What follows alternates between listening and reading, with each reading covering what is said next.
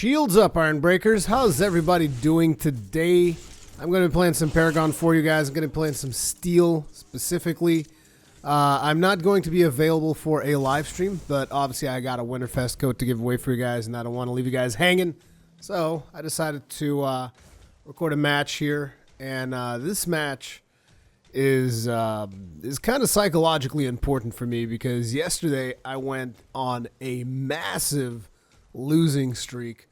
If you guys are following me on Twitter and stuff like that, you guys will know I was just like, what the hell is going on? Because I'm just like losing left, right, and center. It is insane. And I'm still not exactly sure what the hell happened, but this was the match where I turned it around. This was the match where I said, no, I will take my destiny by my hands and I will make this work for me. Now, as per usual with the Winterfest video, there's going to be a code somewhere in the video because since this is a match, I'm going to have to deviate a little bit from my usual patterns in live streaming and whatnot. We're going to, as you guys can clearly see, this is post commentary because, like I said, I was on a losing streak and I was just like, I can't even record anymore because my kid's asleep. So we're playing support Steel. We're here with Murdoch, and like I said, you guys got to contextualize what is happening in this game, like my play style, the mistakes that I'm going to make, because I'm going to make a lot of mistakes. You got to contextualize it with the fact that I'm coming in off of a losing streak. And you guys are like, okay, so how many games? It was 7 games that I lost in a row. And then I came on to this match, and I was like, no, I can't do it anymore. So here we're leading against Sevrog. And basically Sevrog's in the off lane, so he's got all the disadvantages. But even still, you guys will see what's going to happen. Even still, stuff takes place that I was not happy with. So, my Murdoch here, instead of freezing the lane, which in my opinion is the better thing to do. I mean, it was already the better thing to do in Legacy. It is even better to do so in Agora, in my opinion. He is just pushing nonstop. And I don't want to be that guy that is constantly telling everybody else how to play, even though I did do that later in the match because I was seeing that 8th losing streak come up, and I was like, dude, I don't want that. I don't want to have to suffer through that. So here you guys can see that I'm just trying to zone him to the best of my ability, just trying to harass him and whatnot, give Murdoch every possible advantage in his lane that he can have. I'm warding, doing all the things that a support Steel should do. We see our poor Greystone over there just taking a pounding. And in my opinion, so I'm also going to be discussing a couple of things in Monolith here because I've been hearing a lot of complaints. It's like, it's weird because people always seem to find something to complain about when it comes to Paragon. I mean, this is not weird because, I mean, it is the internet nowadays, so everybody just, if someone's not complaining about something, then something's probably wrong, right? And so a couple of the complaints that I've heard is like, oh, Hero X is really unbalanced. He's super powerful and he can just kill everyone now in Monolith. And I'm just like, come on. The update hasn't even been out for a full week. Come on now. You can't possibly be serious. You know, it's like, I don't think anyone's played long enough to analyze the full spectrum of changes that characters have gone through since the inception of Monolith. So here we see they were attempting a gank. I was like, nope, not having none of that. Thank you very much. Shielded my carry and pushed them away. Murdoch still being incredibly aggressive because, I mean, you guys know we got a first blood there. We got a gank on the offlane. But you guys know that it's like that that friggin' Sevrog over there can just like start a gank real fast and give Kwang the opportunity to just completely obliterate Murdoch. But he was still being super aggressive, and it's going to come back to bite him in the ass.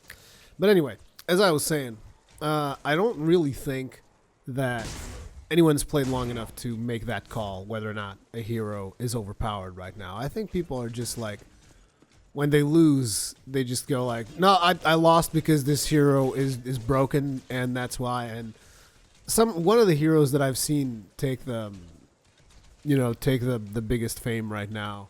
I think even back in Legacy is Chimera. It's like Chimera's broken. It's fucking broken.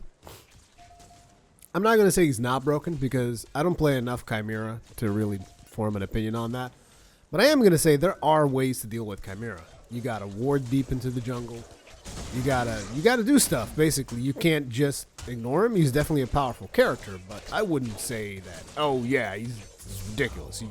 You can't deal with him. I think you can totally deal with him. You just have to build your character. Like you have to get some armor if he's harassing the crap out of you. You have to do stuff. You can't just keep on going like it's no big deal. So Hero is trying to harass the Sevrog a little bit, get under his tower, just do basic stuff. And we got another kill, so we're actually getting a decent start. I thought the start went a little bit worse because it's one of those things. I only really see my deaths early in the game, so it's like if I have more deaths than I have kills, I'm like, yeah, we're doing terrible. This is not going well. That's kind of how my brain processes it, right? And that's why I was saying, man, we started off, and this match also started off kind of bad. I mean, it started off kind of bad for my lane, and I think a big part of it is because my Murdoch's so aggressive, just like constantly pushing, and maybe that's not the best way of doing things, but whatever.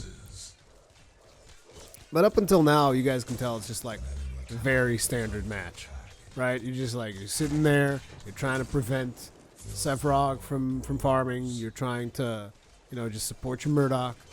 Meanwhile, my team's getting a couple of kills here, which is good, because at least it's going to make up for the fact that we're going to take a bit of a pounding here early on in the right lane. And here's the thing, right? If you're playing jungler right now, in my opinion, you need to stay close to the friggin' off lane, because off lane usually takes such a massive pounding. Sure, we're not killing the Sevrog, but we are pounding his lane hard. Right? And there's not really much he can do about it. He's just going to sit there and take it because he's in the solo lane. There's just not a whole lot that you can do about it. And that's another complaint that I've heard, is that nobody wants to play in the offlane. Here comes a gank. You can see that the enemy team's Murdoch just came right through, so I pull out, and my Murdoch stayed in way too long. So I'm trying to shield him, and then they just focus me and they kill me. And now they're going to kill Murdoch too. And I was like, God damn it. So, again, coming out of that losing streak, and I'm just thinking, okay, here we go again. This is how it begins, a double kill on my lane. Shit's going down, and I'm not going to like it. Now, for those of you who don't know how I build Steel, I build him exactly the way that I used to build him back in Legacy. I just changed the two cards around, which is, in Legacy I used to have the Either Weave Cloth, and whatever was the other one that increased your cooldown reduction. Whereas now, I do those two cards that give you penetration. I'm still not 100% sure if that's the way that I'm going to end up going. Particularly because I end up having a deck that has penetration without a whole lot of damage, which is kind of weird. But I just want to have additional effects beyond just armor, right? Beyond just armor and health. Because otherwise you would just go Toon Barrier, Tempered Plate, and that'd be that. Which ultimately might even be the best way to build him as a full-fledged tank Steel. But, I like experimenting with stuff. So that's why I do the two cards that give you ability armor and penetration. And here we are back again to our lane, just chilling after we took that pounding, and I'm just like, oh man, come on man, can I just have one win? And just placing a couple of wards again. Actually, in here I was trying to see if I could ambush Sevrog, but this minion could see me through the fog. I'm not sure if that's intentional or not, the fact that minions can see you through the fog. Here you see another mistake that I did, which is, hey, Greystone's going in, I better go in and help. But I didn't notice, oh crap, Murdoch's here too. As a matter of fact, I remember this particular part of the match, I was like, holy crap, that's a lot of damage for a Sevrog ultimate. And now I just noticed, oh wait, no, Murdoch was actually there too, just pounding me with his friggin' shotgun, just like unleashing all hell. This is again when I started just like becoming demotivated, because it was happening a lot that night. And here's the thing, and this is my advice to you guys, because this also applies from my experience with Dark Souls. It's like, if you're having a bad night, I would advise you to like take a break. Don't really do what I do, which is I just smash my face onto the wall and just start trying to make things work for me regardless of what's happening. Like, I would say one of my defining characteristics as a person is perseverance, which is particularly true for video games. Like, I will do something for a ridiculous amount of time just because I believe that I can do it. And like, I will refuse to accept that I cannot do it. So last night this happened, which was, I was losing and I was like, I don't believe that there is no way that I am not going to win a match. I just refuse to accept that. Which is why I stayed up until, I think it was like 7:40 a.m. or something like that, playing this last match. And I was just like, no, I don't accept it. Now, some people might find that to be, you know, some people might find, oh yeah, it's not a bad quality to have so much perseverance. Here you see I'm trying to like save Gadget, I'm setting up the ultimate, but Murdoch goes in first and he's just like, nope, not having that. And I was like, come on, man. Can I have one thing, please? I'm just trying to score a kill by any means necessary. Now, we almost got that Feng Mao, but friggin' Sevrog over there just like, nope. And then he's just jumping to taunt me. I want to say that he was just jumping to taunt me because I've been pushing his lane the entire game, and now he's just like, ha ha, I killed you like twice, and now I killed your friend, and there's nothing you can do about it. And I was like, God, why would you do this? So I'm heading out to mid lane because, like, for some reason, mid lane's constantly being pushed, and we don't really have much of a presence in mid lane. I'm confused. They do end up scooping that kill on Feng Mao. I didn't notice this when I was playing the match. It's interesting watching a match again, even recorded from my point of view, because, like, if you're watching it on the replay, right, you can see a lot of the stuff that happened in the match. But even just like re-watching a match that you've played in, you can see a lot of the stuff that happened that maybe you didn't notice while it was happening. Which I think is also why a lot of times in my comment section I see people commenting and saying, how did you not see this? And it's like, because I was too busy trying to actually play the game is why I didn't see it.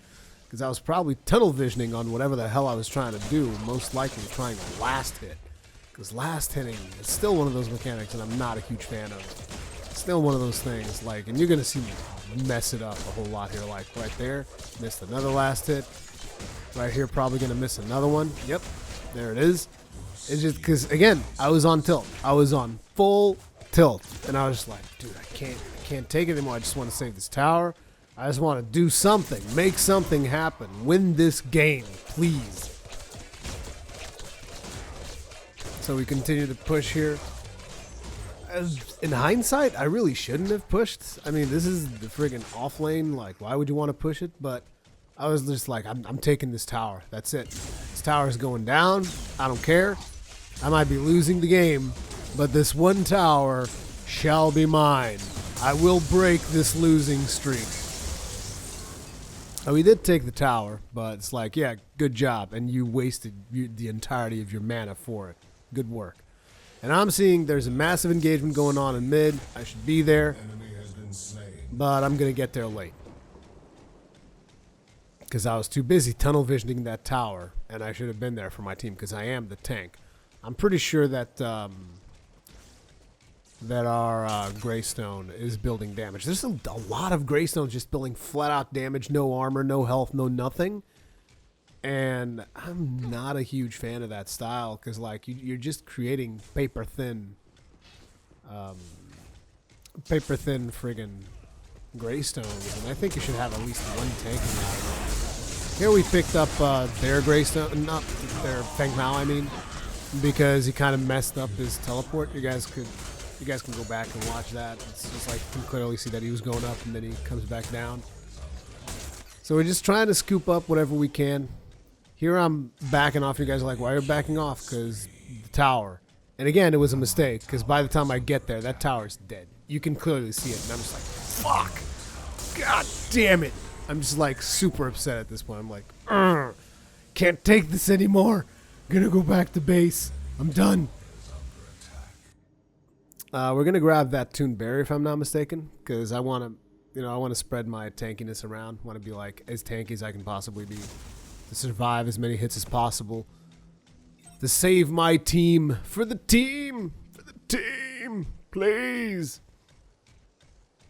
Also, if you're noticing differences in my voice, it's because I just woke up. I slept like only 4 hours because I do still have to edit the video and post it up there, so I had to wake up super early. After I went on a massive losing streak, I decided, you know what a good idea is? Let's not sleep in. And let's edit this video. Here you can see again that I'm like, Rurikhan, why are you pushing left lane? Look at that mid lane. Your whole team is about to engage on a team fight, and you're friggin' split pushing with tank steel. What are you doing? This is not how you break your losing streak. And I'm like, okay, here we go. Here we go. The fight has already begun. I'm like, already, God damn it, why? And then I'm getting ready to go in, and the whole team's backing off because, like, we're out of sync. But here I was like, nope. Nope. That's Feng Mao down. I'm going to push somebody else in. I don't even know who I pushed in there. But he's dead. It was probably the Faye that I pushed. And then we were like, okay, now Gadget's turn. But Gadget's got speed, so not going to be able to catch up to her. But that was the first engagement that I was like, God damn. Hallelujah. Once again, covering our back, making sure that we get away completely clean from that engagement. Just like being a general support. Our card points are like hot garbage. But one of the reasons why I wanted to stay in the lane as long as I did is if you look at that left side, you'll notice that we have a massive push going on there. So I'm trying to at least split their forces. I'm like, come on. Keep staying here. Keep dealing with me. I'm a threat. But the one time that our Murdoch should have been more aggressive, it was like super passive. Like right there, our Murdoch should have been more aggressive to draw their attention, to like force them into action. And then here, I like see, okay, enemy team's Murdoch's going to kill him. And then I stop my teleport, go back in to make sure that he doesn't die. I'm just like sitting here like, come on, let me go get some more health, let me become tankier. Here's another thing that I don't see people do often. Like when they get the gadget bomb on their heads, they don't always move towards a minion wave, which you totally should. That's the whole intention of that. Like, oh man, it's just the elo that I play in. I'm at like 1400 elo right now, so that's still pretty lowish. It's not very good elo. So yeah. It's one of those things about if you really want to climb, I kind of feel like right now you have to duo queue, because like solo queuing your way to victory is so RNG. Because like you can either get some really good teammates or you can get some people who have no idea what they're doing, which again, getting people in your game that don't know what they're doing, even though I know that I harp on it a lot and sometimes I'm even toxic about it. We all need to understand that that is actually a really good thing. I mean, not for the match that you're playing in. It's probably going to suck for you if you're getting someone in your team that has no clue as to what they're doing, when they should be taking objectives and all that. It's not going to be good for you, but it's a really good thing for Paragon in general because it just means that more people are coming into the game. Here I'm just like, nope, not going to deal with it, Faye. You're going to come out here and you're going to die, but I messed it up. But Chimera's not ready to give up, and I'm like, okay, I'll follow you in there. I'll try to tank through as much as I can. And then I see, oh crap, there's a Feng Mao here. And I think he's going to get me. Oh, he's not? Oh, man. Here's another thing that I really like about Monolith is the fast pace of it. I mean, you see how fast I charged through, put my friggin' shield down, did all that stuff like non-stop? That's because the game is so much faster now. You didn't used to be able to do that stuff that fast. I mean, you could do it just about as fast as your not your inputs would allow, but like as fast as the game input. I don't want to say input lag. The game's response time would allow, but the game's response time used to be higher, whereas right now it just feels so much faster. I've even been in matches where it's like charging into an ultimate with steel is just so satisfying to see because it just like flows so much better than it did in Legacy. Which is why I don't understand these posts that I see from people from time to time going like, oh man, you broke the game, it's not good anymore. And I'm just like thinking, what are you talking about? You like that fucking travel mode? Are you kidding me? It's like, come on. Travel mode was so bad. It was not the way to move forward. Like, the fact that you don't have travel mode now and the base game is just so much faster, that's the real way to go. That is the real deal. So we lost Gadget on the left lane. I'm just thinking we need to push here. I wanted to push the right lane specifically to serve as a distraction for when Gadget and Greystone were pushing on the left lane. Which kind of worked. They still got a tower. Like, that was the thought process there, but even still, it's like, it wasn't amazing progress. I was hoping we could have done more, but hey, at least we're taking objectives right now, which is more than I can say a little bit further into the match. So here I'm just like, I spot Feng Mao in the jungle, just sizing him out, like, oh, you defend that mid lane because there's a big-ass push coming. Again, that mid lane was constantly getting pushed, and I don't understand. I understand why. Why is there never anybody in the mid lane? Like, what the hell was going on? I think our Gadget was just constantly split pushing from the beginning of the game and not even paying attention to the mid lane for a big part of this match. So we're going to be trying to keep the right lane in check here. You're going to notice that people are coming in from every sides right now on our lanes. All the lanes are being pushed, so I can't even finish pushing that lane back because, like, there's already shit taking place in mid. We already lost Murdoch there. But I had to do that because otherwise we were going to lose that tower. And I'm just grabbing the river buff, and I'm just like, okay, we're gonna get a pick here. We're going to get a pick. Boom, it's going to be the Murdoch. He's going to get it real good. There's the Murdoch pick, but it was actually a trade because we're going to lose. Oh, yeah, we're going to lose that Chimera, just like I thought. I almost died myself. I really like Steel's charge for getting away. It's still, the ability's still so good. It's like whenever I play Steel, he is like, people sometimes ask me, who's your main, who's your favorite? And sometimes I hesitate. I'm like, I don't know, I'm really enjoying playing this character right now, but whenever I play Steel, it's like I've come back home, you know? It's like I've been on a vacation, figuring something out, and now I'm back home. So here I saw Greystone going in, and I was like, well, if Greystone's going in, I'm going in too. And then I noticed, oh wait, I don't have any mana, but hey, I'm going to kill friggin' Feng Mao before I leave. If I had mana there, I could have actually gotten away with another charge. But yeah, unfortunately we didn't have it, so there you go. And there's that Lantern of Spring pick that I was telling you guys about, which is one of the cards that I currently use with armor. Again, I'm just trying to get more than just health and armor, because I believe that you should get, you know, I believe that you should diversify your stats a little bit. But at the same time, I'm not exactly sure that I'm doing the right pick, because just being tankier is sometimes enough. Look at the chunks on Gadget's bombs right there. Did you guys see that chunk? I mean, then again, that guy is probably building, like, no ability armor whatsoever. But it's still interesting to me to see that Gadget can chunk so much when she didn't. I mean, I guess she might have been doing that in Legacy, but I hadn't played Gadget in so long that, like, just whenever I see her chunk people like that, I'm always surprised still. I'm like, god damn, that's a lot of damage from Gadget. I think she's been like that for a while, though. So she's actually been pretty viable. I've seen people play her to great effect, particularly with the friggin' Dome. Dome's just like destroying stuff right now.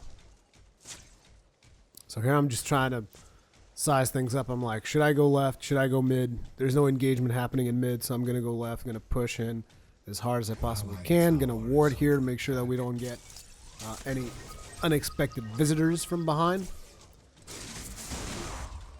And we're going to push. I see that we have Gadget coming in with me as well as Murdoch. So I'm like, okay, I got the damage support. Once again, moving into position to deploy that Gadget drone, making sure it deals as much damage as it possibly can. Push in here a little bit. They're coming into ward and they're like, oh, there's a lot of people there. So I'm moving back. But the people that were there bailed out. They're not ready to really fight us head on. So we're going to push into this inhibitor. And I'm just like, okay, this is it. This is a done deal. Because you can see that the Fae is on the right lane. But then, team starts backing off instead of moving forward. And I was like, okay, blammo. There's the kill on the Feng Mao. We're probably going to get a kill on the Sevrog right there. And we get a kill on the Gadget. And at this point, you're like, awesome. That's a free inhibitor, right? And no. It's not. Or are we going to take it? I don't think we're going to take it this time. No, because they're going to come in and defend. So instead, the team goes ahead and they split off, particularly Gadget there. Splits off and starts taking mid, which was actually a good call at the time.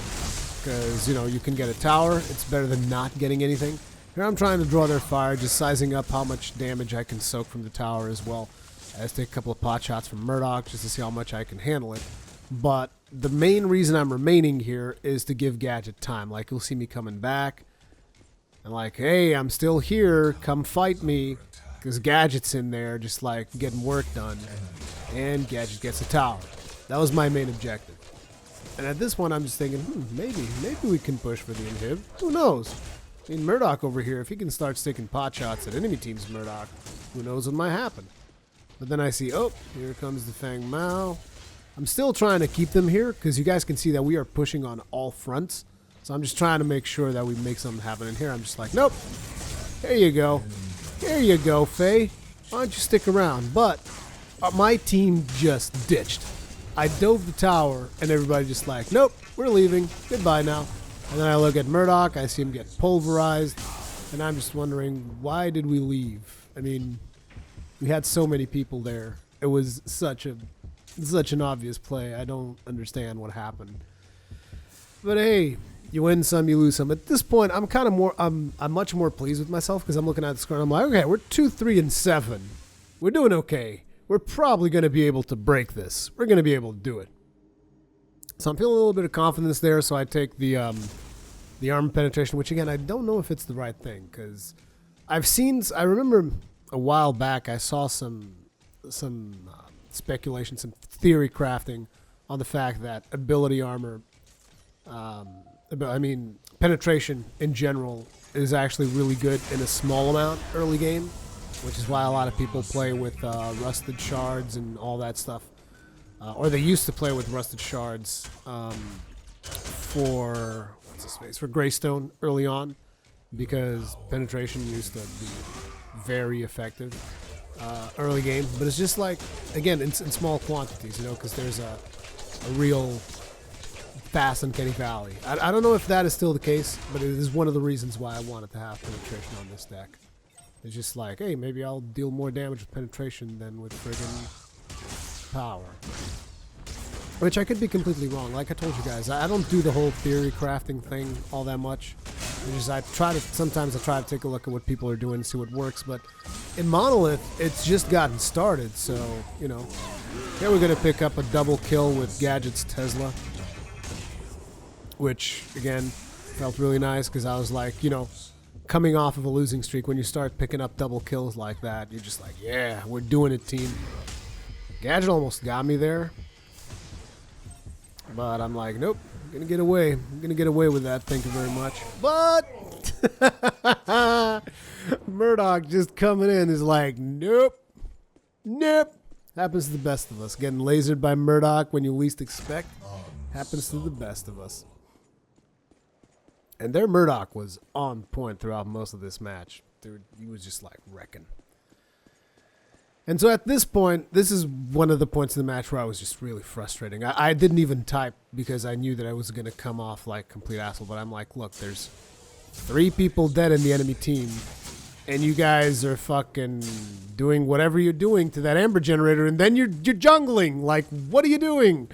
I'm just like, please attack left lane. Look at it. It's so obvious. But by the time they get around to doing it, it's like, nope, your window is closed. You don't get to attack the left lane anymore. You're done. Thank you very much. Thanks for trying, but that's going to be it. Greystone still going to get another pick in there, but it's like, right now it's an even match, so I'm telling them you guys should probably ditch. Yep, because there's their team, and they have the protection of a tower, whereas we don't. Feng Mao pushing down that right lane. And I'm just like, okay, well, all the lanes are pushing, so let's go ahead and grab Orb Prime. So we are going to get this Orb Prime. I think it's pretty much uncontested, because they didn't really realize they were doing it. But the biggest mistake there is that after we get Orb Prime, and let this be a lesson to most people, because they don't understand that getting Orb Prime is like a massive power play in Paragon. So after you get Orb Prime, you want to make shit happen. Whereas my team, like, we got Orb Prime, and everybody just kind of went their own way. And it's like, it doesn't work like that. If you get Orb Prime, you need to gather up. You really need to just, like, group up for the win. And you can see that Gadget's covering left. Right is still pretty healthy, so you want to group up in mid. But nope, Murdoch leaves. Which again, Murdoch didn't have that much health, but still, dude, we could have pushed. Then it's like Gadget stays left, Greystone goes right, and we're completely split up. We have the Orb Prime. We have the ability to make plays happen because we have a massive advantage on the enemy team right now, and we just don't capitalize on it at all. It's one of those things, like, people need to understand in Paragon, like, this is a big mistake. Here I was just, like, hesitant because I was just confused. Like, what are we doing? Are we killing things? Are we not killing things? And I'm just taking a pounding. I'm just completely taking a pounding right now because their whole team is chasing in after me. And I'm just, like, taking it. But at the same time, I'm trying to bait them closer to the tower so that we have the tactical advantage. And then I'm going to be like, no, I'm not going back. You think I'm going back? No, I will die for this, but we are going to kill some friggin' people right now. So I'm like, okay, here we go. Oh, nope, because he died, so I didn't really get to ult. But I do see the Faye, and I'm like, nah, Faye. Nah, Faye, you ain't leaving. Think you're leaving? Because, like, the new steel ult is so much faster coming down that it becomes a lot easier to catch up to people. Whereas the old steel ult, it would go a lot further into the air, and doing what I just did there would have been a lot harder. Luckily, Gadget, while we were, you know, handling that situation on the right lane, Gadget's just, like, split pushing. And this is when our Gadget really started shining in this phase of the game, because she started split pushing like a maniac, which is exactly what we needed her to do. Because, I mean, I can create situations where I can outlast most of the enemy team. Because you guys can see I'm building like full tank. There's not a single damage item on me. So I can pretty much just stay there and take a beating. And they need to devote a lot of resources to killing me. So if the enemy team's devoting resources to killing me, Gadget has a lot of spare time on her hands. But anyway, as I was saying, before I got interrupted by whatever was happening on screen, this is one of the things that a lot of people don't understand right now is that, I mean, right now, and it's been, to me, it's been a problem since forever in Paragon that I've noticed that people don't realize. It's like, listen, when you have an advantage, you need to press an objective every single time. So, like I was saying, we got Orb Prime. We didn't really do much with it. We were just, like, messing around. A couple of times there, we got the numbers advantage. We didn't really do much with it. We were just messing around. And it's like, listen, you get a pick, you take an objective. You get 2 picks, you definitely take an objective.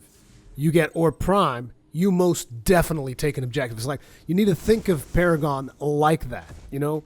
You need to think of this ebb and flow of a game where it's like every time that you have an advantage, you push an objective. Because even if you don't get the objective, You're still pressuring it. You're still dealing damage. You're still forcing the enemy team's hand to do something. You can't let the enemy team just hang around and, just let them do whatever they want. Because right now they're 2 inhibitors down. They are still in this game. You guys are like, you're crazy. There's no way. It's like, no. You guys will see that even though they're 2 inhibitors down, they are still in this game. Because we're like wasting time doing shit like this Amber denial that is barely even mattering right now. Here I got a really lucky ult where I just happened to land on 3 people. I was only going for the Feng Mao, but I was like, hells yeah, I'll take 3 people. Why the hell not? Here you see their Feng Mao almost melting someone from my team. I don't even know who the person in my team was that was getting melted there. And here we're just like pursuing till the end of days, which is honestly what we should do, because if you pay attention to the right lane, you'll notice Gadget doing their little split push thing, which is exactly why I'm like, okay, we got to stay here. We got to keep the pressure up so that Gadget can do her thing. If we just give Gadget enough space, she can do a lot of good shit. But the problem was that the team was extremely low. And here you can see Gadget's ultimate coming into play. And I'm just trying to get away. I don't think I get away from this one, though. Yeah. I was like, no, there's a bomb. But that whole play was a distraction, so I was like, okay, whatever, that was going to happen. Because you guys can see here that Gadget getting work done, which is exactly what we wanted. But interestingly enough, it was not enough. Like, she's pretty close to getting it, but she's about to get countered. She's about to get countered hard. But this was actually a good Gadget, despite whatever I was saying earlier on about the mid lane, because the mid lane situation was kind of weird, where we never really seemed to stop the mid lane pushes. This guy was actually doing a really good job of just like keeping up with the split pushes, and even here just trying to take advantage of the fact that Faye is like completely distracted with the push to even notice that she's there pounding her. And then the enemy team's Gadget comes in, but it's like she doesn't have any mana either, so what's Gadget gonna do? Fire a little Tesla shot at each other for 2 hours? Good luck with that. Not happening. But see, here is where we started falling apart again. Because like, even though right now there's a definite concentration on the right side of the map, it's gonna spread up. And I'm just saying, group up, because this is it. This is when you finish the game. I mean, look at that inhibitor. You just go in there, you attack that inhibitor, you break it down. But it's like we are split all over the place. And I'm just like, group up, attack right, group up, attack right. And it's just not happening. Like, look, Gadget's going left, Chimera's going mid, and only Murdoch is actually going right. Like, not even Greystone is coming right with us. And I'm like, what are you doing? This is the time. Because, like, what's happening here, I see the team is hesitating because they're like, okay, the enemy team's pushing on the left side. But here's another thing that people need to understand. It's okay if you lose an inhibitor, but you win the game. Because, like, right there, if the whole team was there, that would have been a 5v3. Instead, it was just me and Murdoch, so we got obliterated. And a 5v3, we would have just, like, destroyed them. And you guys are like, yeah, but they would have taken one of your inhibitors. It's like, who cares? Like, really, take the goddamn inhibitor. Hell, go all the way to the core. It would still be 5 of us versus 1 of them at our core. Like, are you saying that 5 of us can out-damage 1 of them? Of course we can. Not to mention the one was actually Severog, and he was building somewhat tanky, so it doesn't even matter. So at that point, I'm just like, I'm a little bit salty, you guys can see. And I'm just like, if we don't group right now, we're going to throw this game. Like, I'm not even kidding. We really need to group. But people just weren't having it. So we kept going with this dance to the point where I was like thinking, oh my God, is this going to be the 8th? This is going to be the 8th match where we have a massive lead, 2 inhibitors down, and I'm still going to lose. Please don't. Please. Gadget pushing in on the left side here. But it's like she's solo and she's going to die. Because she's solo. She's alone. She's not grouping. And if you don't group at this point of the match, like 2 people from the enemy team get you out of position, you're done. And I'm just looking through, I'm trying to see, is someone disconnected? Because I kind of feel like we're missing someone. I think I couldn't see the Fae. She's probably on the right lane there with Chimera. And then it's just like, again, look at how spread we are. You know, and I'm just like, I don't know what to do anymore. So if you take anything from this match, it's just like, listen guys, when you're getting to this point into the game, you have to group. If you don't group, you're done. So here at this point, I'm just like, okay, well, I guess I give up on whatever it is I'm doing, and we're gonna go here and take this experienced jungle camp. Why? What are we doing?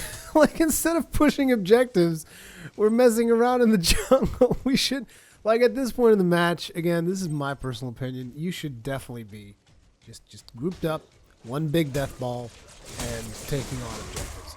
And again, you see here, like, look at the team's concern. They're like, oh my god, the Fae, she's pushing us on the left lane. This is a serious problem. We need to deal with it right now. Whereas, like, no, just right lane, just come to the right lane, and we'll destroy this whole team. We're like, no, we got to defend our lanes. No, we don't. We have to attack. We have to commit. We have to win or lose the video game instead of, like, this is like the most conservative plays we could have possibly seen. And then we keep dying. You guys see that we keep dying because we're not committing to anything, whereas the enemy team, every time they show up, they're in greater numbers because they're grouping up, whereas we aren't. And that's what's happening right now. And again, at this point, I'm just like, no, I can't accept this. I will not give up. I will not be stopped. I will not surrender. So we're going to get, I think, we get the Elder Mage right now, because I have a bunch of health on the Elder Mage. So we're going to get rid of that health potion, going to get the Elder Mage. I replaced the ward last. I actually still don't know how to deal with the ward situation, because, like, now that the base ward has 2 charges, I never really feel the need to buy a real ward, because by the time the game gets to, at least at the elo that I'm playing at, see, that's the other thing. The elo that I'm playing at is very different than actually playing a more competitive match, so it's like I end up not needing wards throughout the entirety of the match. Whereas, I mean, I'm looking at the map right now, and you're like, oh, there's like 1 ward there. Gadget going down. She was split pushing. I'm not exactly sure why she was split pushing, because we have super minions in all those waves, so it's whatever. And I'm just trying to delay their waves so that our super minions get here faster and clump up and all this other. I was like, what the fuck is going on with those siege minions? Look at them go. They just, like, ignored me and moved past me for some reason. Just trying to delay this wave. The Fae just going into another tower, just split pushing. And the game is just lasting a lot longer than it really needs to, simply because we're not clumping. So finally the team's clumping in mid, and I see an opportunity for a split push here, because I'm just like, okay, so if they are 4 in mid, they're 3 in mid, there's 2 of them down, there's no way that the enemy team can deal with my push and a mid push, particularly because Feng Mao is doing his own thing in the left lane. So I'm just like, okay, just keep on pressing that mid lane. I will press this lane as much as I can, and they're going to have to respond. So they're going to have to pick and choose. They're going to have to either stop me from taking the last inhibitor or stop you from pushing through and actually dealing significant damage to the core. This is when I noticed that Murdoch chased me here, and I was like, okay, well, if Murdoch's here, we can most definitely take this inhibitor. So there's the Gadget ultimate. That was more of a preventive ultimate. She was trying to stop me from diving in there. I thought I was going to die here, but I guess not. We did get an ultimate off. We tagged a couple of people, but we didn't really get the kill. However, we are pushing the crap out of this inhibitor. I'm going to push away because I'm getting focused. You guys can see right there. Here comes there's Sevrog, and I'm just like, okay, Sevrog, you go ahead and you kill me. But while you're doing that and not protecting your inhibitor, you're done. Oh my god, am I gonna survive this? I don't actually remember it. I might. No. There was no way. Didn't have enough health. But it was funny seeing that that ultimate from Murdoch almost getting me. He almost tagged me. So 3 people died, but we finally took that last inhibitor, and at this point I'm like, okay, we're looking good. At this point we're looking good. I think this match is ours.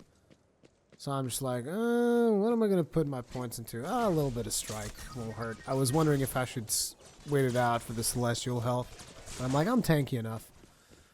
And I can see that the enemy team is pushing back, which is something that surprises me still. Because like after a while, that Murdoch, he's gonna stop pushing the right lane, and you guys will notice that even though they don't have an inhibitor in the right lane, the minions alone are gonna beat our friggin' super minions. Like, look at that.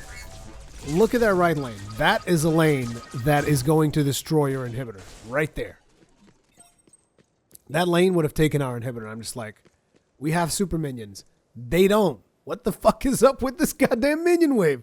Look at the sheer size of it. Look at that. Insane amounts of minions. And we're back up. And at this moment, I'm just thinking defense, defense, defense, which is an interesting thought, right? Because you look at the map and you're like, okay, so they have no inhibitors. How can they be so offensive? It's because they were actually pretty well coordinated. At this point, they have Orb Prime, so this was just like, this was the worst thing I could have done. And then I got yanked back repeatedly, and I got myself killed. It's just, that's how much of an advantage Orb Prime is. And I should have never engaged on that, particularly because I had seen throughout the match that, you know, even if it was a decent engagement, which it kind of was, I mean, we got the better part of it. But it's like I had noticed throughout most of the match that we weren't in sync, right? My team and myself were just like operating at a different speed. So maybe jumping in on there was not the best thing to do. But at this point, I'm just like, please, just go forth and multiply. Go forth and destroy their friggin' core. Because like at some point during that, they took one of our inhibitors. It was like, doesn't matter. There's 4 of them down. Just kill it. Just end it. Finish it. Break my losing streak. Please. And that's how I broke a 7-game losing streak.